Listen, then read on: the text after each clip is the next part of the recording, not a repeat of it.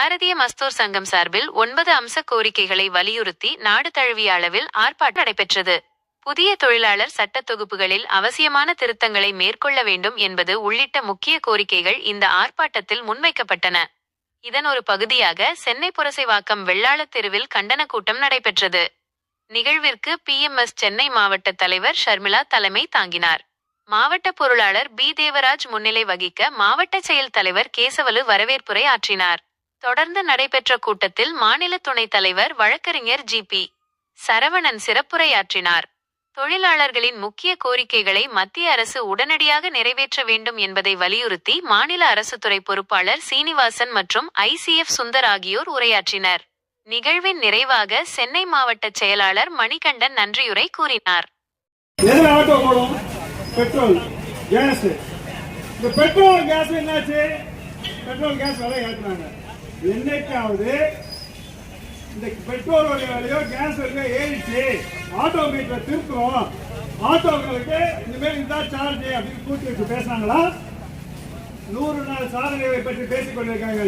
இது இந்த கூட்டம் மத்திய அரசு, மாநில அரசு, கார்பரேஷன் அரசு, தனியாருக்கு இப்படி எல்லாம் வித்தியாசம் இல்லைங்க.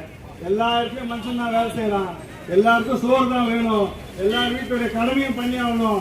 இத்தனை பேர் கடமையும் பார்க்கணும்னு சொன்னால் ஆட்டோல ஆரம்பிச்சு பாருங்க. ஆட்டோவுடைய மீட்டரை ஏற்றணும்னு செய்யல. அப்ப என்ன நடக்குது? வல்லவன் வாழ்வான். கேட்கும் போது சில பேர் என்ன பண்றான்? 100 ரூபாய் இடத்துல 500 ரூபாய் கேட்கிறான். நம்ம என்ன பண்றோம்? ஆட்டோ வேலை திட்ட ஆரம்பிச்சிடும். இதை யார் ரெகுலரைஸ் பண்ணிருக்கணும்? அரசாங்கம். வந்திருக்கிறார்கள்.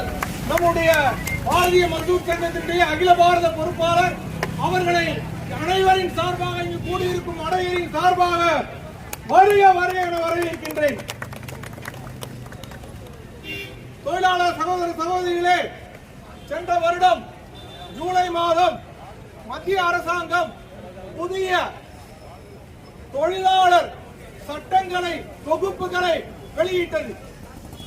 நமக்கு கடந்த பல ஆண்டுகளாக ஆங்கிலேயர் ஆட்சியில் இருந்து கிட்டத்தட்ட 100-150 ஆண்டுகளாக 29 சட்டங்கள் பழைய தொழிலாளர் சட்டங்கள் தான் இருந்தது. அந்த சட்டங்கள் எல்லாம் புனரமைக்க வேண்டும், திருத்தப்பட வேண்டும், தொழிலாளர் நலனுக்காக சட்டங்கள் இயற்றப்பட வேண்டும் என்று பாரதிய மஸ்தூர் சங்கம் உட்பட பல்வேறு தொழிற்சங்கங்களின் கோரிக்கைப்படி அதற்கு 1994 ஒரு கமிட்டி அமைக்கப்பட்டு 2002 அந்த கமிட்டியானது ரிப்போர்ட் கொடுக்கப்பட்டது.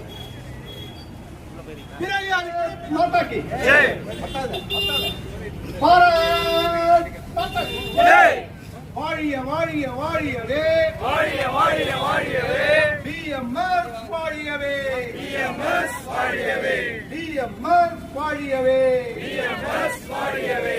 பாரத நாட்டின் நம்பர் 1, பாரத நாட்டின் நம்பர் 1 தொழிற்சங்கம் BMS, தொழிற்சங்கம் BMS. வாழிய வாழிய வாழியவே, வாழிய வாழிய வாழியவே, BMS வாழியவே, BMS வாழியவே.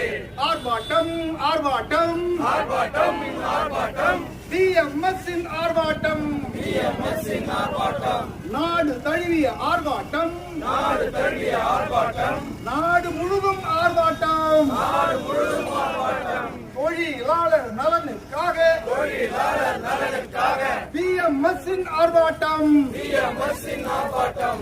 35 ஆண்டுகளாக சென்னை மாவட்ட பாரதிய மஸ்தூர் சங்கம் சார்பாக ஆல் இந்தியாவுடைய BMS கால் ஒட்டி இன்னைக்கு அனைத்து துறை தொழிற்சங்கங்களும் பாரதிய மஸ்தூர் சங்கத்துடன் இணைந்த அனைத்து தொழிற்சங்கங்களும் இணைந்து இந்த போராட்டத்தை போராடிட்டு இருக்க இன்னைக்கு வெற்றிகரமா பண்ணியிருக்கோம். இதனுடைய கோரிக்கை போனஸ் உச்ச வரம்பை 7000 இருந்து 18,000 உயர்த்தணும். மீண்டும் பழைய பென்ஷன் திட்டத்தை அனைத்து தொழிலாளர்களுக்கும் இம்ப்ளிமெண்ட் பண்ணணும். இந்த கிராஜுவிட்டி அப்படின்ற விஷயத்துக்கு 15 நாள், ஒரு வருஷம் வேலை செஞ்சா 15 நாள் இருக்குது, அதை 30 நாளா உயர்த்தி கொடுக்கணும். அந்த கிராஜுவிட்டியுடைய சீலிங்கை 20 லட்சத்துல இருந்து 40 லட்சமாக உயர்த்த வேண்டும். அனைத்து வகை தொழிலாளர்களுக்கும் சம வேலைக்கு சம ஊதியம் வழங்குறதுக்கு இந்த அரசாங்கம் நடவடிக்கை எடுக்கணும். அதே மாதிரி புதிய தொழிலாளர் சட்டத்துல தொழிலாளர்களுக்கு விரோதமா இருக்கின்ற ஒரு சில ஷரத்துகளை மாற்றி அமைச்சு அமெண்ட்மெண்ட் கொண்டு வரணும்.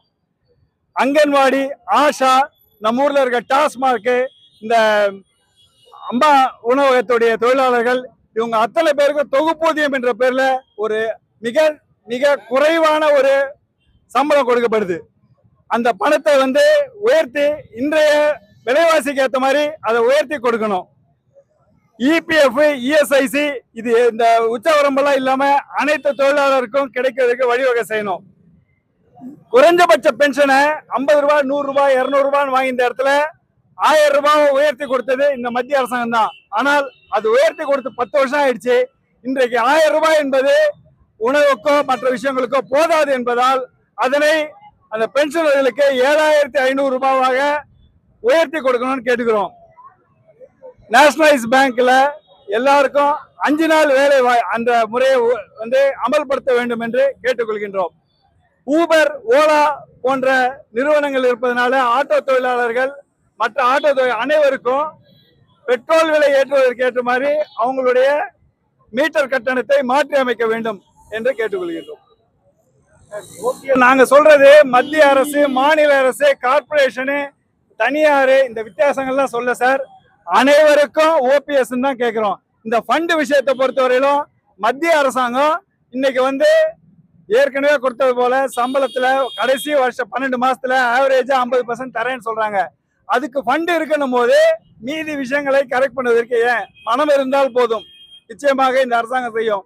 தொழிலாளர்கள் கண்டிப்பாக அதை நம்புறோம். இதே விஷயத்தை மாநில அரசும் கார்பரேஷனும் மற்றவர்களும் செய்யணும். முக்கியமாக இங்க தமிழ்நாட்டில் இருக்கிற ஸ்டேட் கவர்மெண்டுடைய கார்பரேஷன் இருக்கின்ற டிரான்ஸ்போர்ட் உட்பட அனைத்து கார்பரேஷன்லயும் பழைய பென்ஷன் திட்டத்தை அமல்படுத்தணும்னு நாங்க கேட்டுக்கொள்கின்றோம்.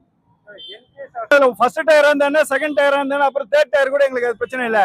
எங்களை பொறுத்தவரையிலும் நீங்க என்பிஎஸ் என்ற பென்ஷன் என்பது எங்களுக்கு இலவசமாக கொடுப்பது அல்ல, சம்பளத்தின் ஒரு பகுதி தான் பென்ஷன். அந்த ஒரு பகுதியை அரசாங்கம் இன்னைக்கு அரசாங்கத்துக்கு தேவையான வளர்ச்சி திட்டங்களை போடும் போது அந்த வருவாயை தான் எங்களுக்கு பென்ஷனாக வழங்கப்படுகின்றது. நிதியை சரியாக சமாளிக்கும் பட்சத்தில் பென்ஷன் வழங்குவது என்பது அனைவருக்கும் பாசிபிளான ஒரு